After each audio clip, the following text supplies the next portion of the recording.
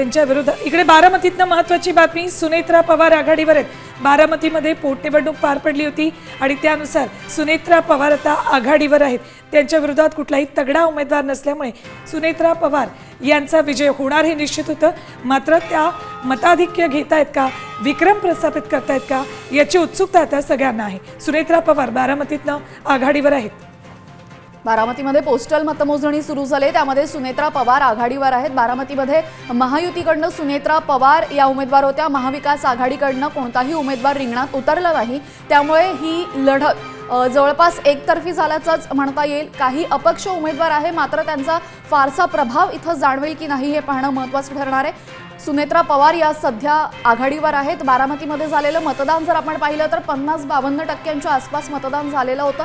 तुलनेनं हे मतदान कमीच आहे। मात्र आता सुनेत्रा पवार या आपण पाहतोय पोस्टल मतदानात आघाडीवर आहे। बारामती पोटनिवडणुकीची हे चित्र तुम्ही पाहताय। पोस्टल मतमोजणीमध्ये सुनेत्रा पवार पुढे आहेत।